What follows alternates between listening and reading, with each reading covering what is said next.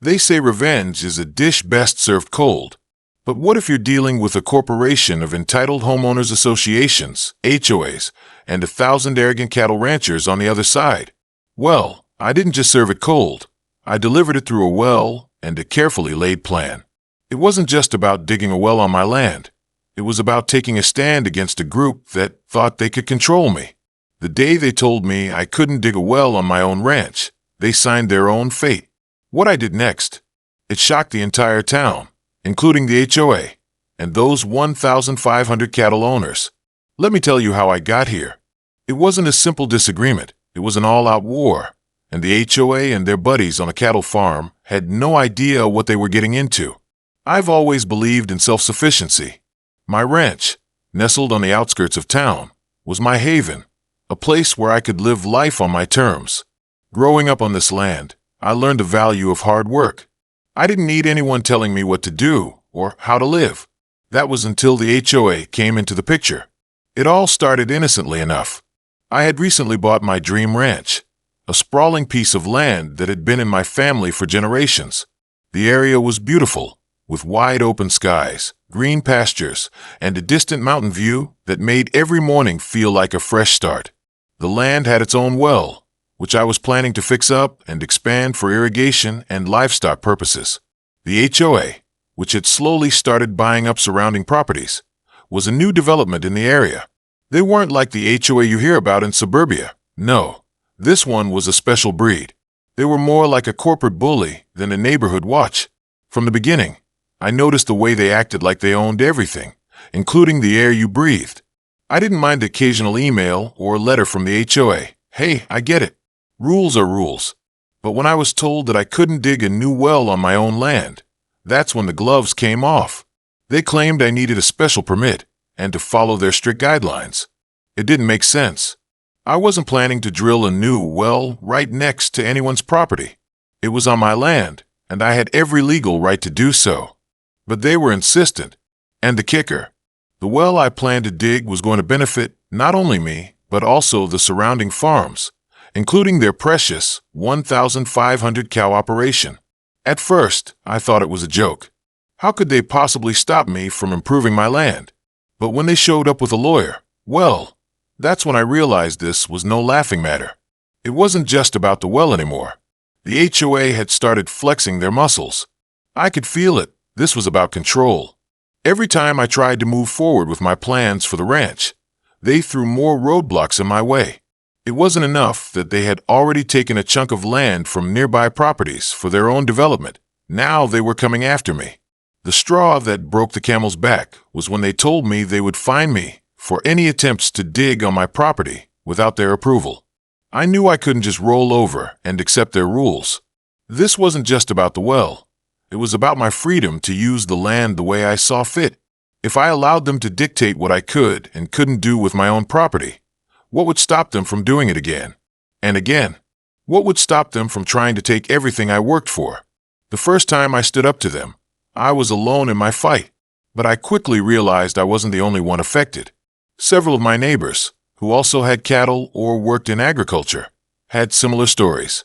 The HOA had driven up property prices, forcing many of the farmers out of business. Those who stayed were subject to ridiculous fines and restrictions that threatened their livelihoods. I wasn't going to let them win. One night, as I was walking around my property, I had an idea. It was one of those moments where everything clicked into place. If the HOA was so concerned about water, then maybe it was time to turn the tables. After all, the cattle ranch across the way relied heavily on the water from the regional irrigation system, and I knew that their primary water source was heavily tied to the underground reservoir that ran beneath my land. They thought they could stop me from digging my well. But what if I could stop them from getting the water they needed to run their entire operation? The plan was simple.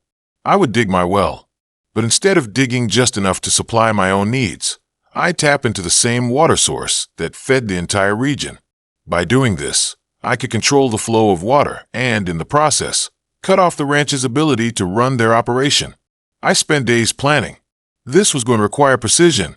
One mistake, and the HOA and their lawyer team would be all over me. I started by working with a trusted contractor, someone who had experience, with large-scale water systems. We found the location where the water flow was most abundant. It was close enough to the cattle farm's pipeline to make a significant impact, but far enough away that they wouldn't notice anything until it was too late. I kept a low profile during the entire operation. I didn't want anyone to get wind of my plan, especially the HOA. As the well was being dug, I was secretly tapping into the pipeline that fed the cattle ranch. It wasn't enough to just cut off the flow completely. I had to be subtle. I didn't want them to know they were being deprived of water until it was already too late. I made sure the well was deep and wide enough to support my entire ranch, but I also hooked it up to the region's main water source. This was the moment that would change everything. As the well continued to take shape, I couldn't help but feel a growing sense of excitement. Every day I saw more of the pipeline coming together, inching its way toward my goal. I knew it was only a matter of time before the cattle ranch across the road would start noticing something was wrong. I didn't care. This was about more than just me. It was about showing the HOA that I wasn't going to let them walk all over me. It was my land, and I would decide how it was used, not some corporate entity that thought they could control everything. The first few weeks after the well was completed were tense. I kept an eye on the cattle ranch, waiting for signs that something had gone awry. The farm was buzzing with activity, but nothing seemed out of place. I was starting to wonder if maybe I had miscalculated. Was the water flow not as linked as I thought? Had the HOA or the ranch managed to bypass my interference? But then, one morning, I received a call that changed everything. The call came from one of my neighbors, a rancher who lived a few miles away. "Hey," he said, his voice tense. "The cattle ranch across the road, the one with all the cows, they're in full-blown panic mode. They're saying their water's been cut off. The pipeline's running dry. They've already called in a team of engineers to fix it, but it's not looking good." I felt a surge of satisfaction. It was working.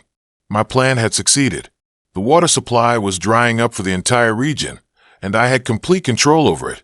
I kept the information to myself for a few more days, watching with a quiet smile as the ranch's operations ground to a halt. But I knew the HOA wouldn't let this go without a fight. And sure enough, just as I expected, the HOA sent their lawyers after me. They arrived at my ranch in full force, armed with documents, permits, and threats of lawsuits. But I was ready. The tables had turned, and now they were the ones scrambling.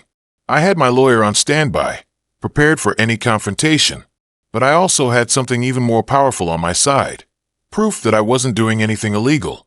I had a right to the water beneath my land, and I wasn't going to back down. The next few weeks were filled with legal battles. Every time the HOA thought they had an edge, I found a way to turn the tables on them. They tried to claim that my actions were endangering the environment, that I was hurting the local wildlife. But every accusation fell apart under scrutiny.